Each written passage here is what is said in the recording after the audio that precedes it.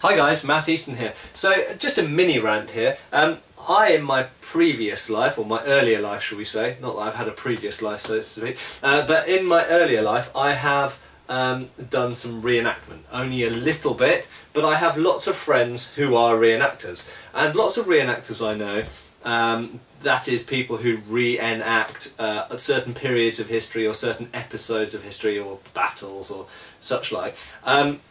They do have an interest in HEMA and historical fencing, and that's a really good thing. And in fact it seems to be a growing trend that people who are involved with living history and reenactment do go and pay a bit more attention to the sources and how people actually used weapons in bygone eras. However, and this is where the rant comes in, what never ceases to amaze me is how many people are reenacting a certain period and yet pay absolutely no heed whatsoever to the documented sources describing how the weapons that they're standing there holding or pretending to use were actually used in that period. So, you know, a typical example is if you look at the Wars of the Roses, for example, in the UK, there's a very big and active Wars of the Roses reenactment circuit.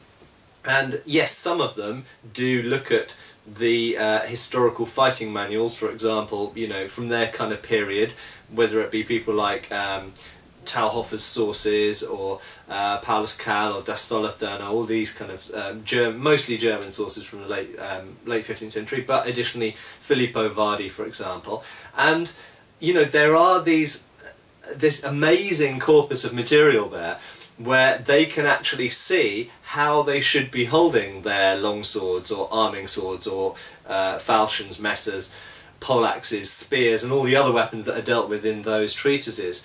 And yet the vast majority of them don't.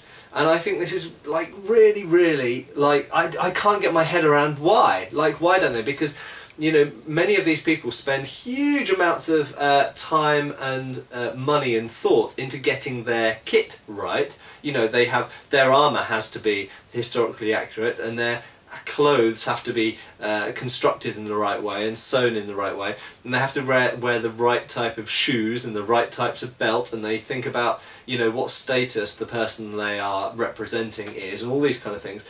And yet when it comes to combat, then they just completely ignore everything that's shown in the combat treatises. And very clearly, I do understand that you can't, in a reenactment context, you can't use a lot of what's shown in the combat treatises.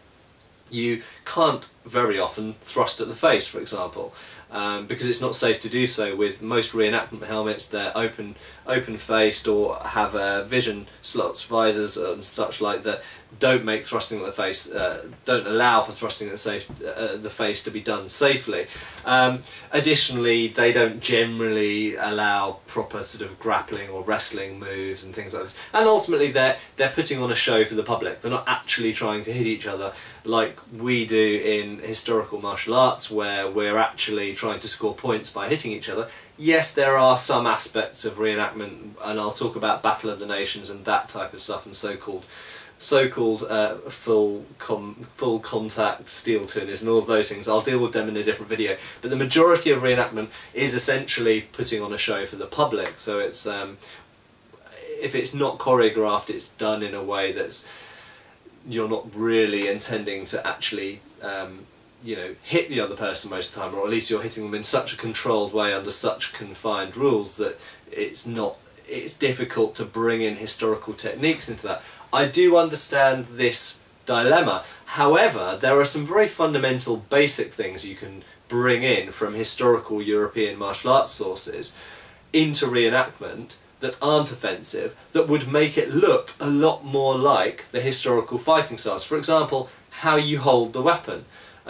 So, you know, most reenactors that I see with a longsword just hold it out kind of in a generic middle position. They don't try and do the actual positions that are shown in the longsword sources for how to hold a longsword, or indeed when they're fighting in armour, they tend to just bash each other's armour, which is completely not what armoured fighting looked like, as far as the sources would tell us. Armoured fighting consisted the majority of it being half swording and wrestling, so they can do that fairly safely.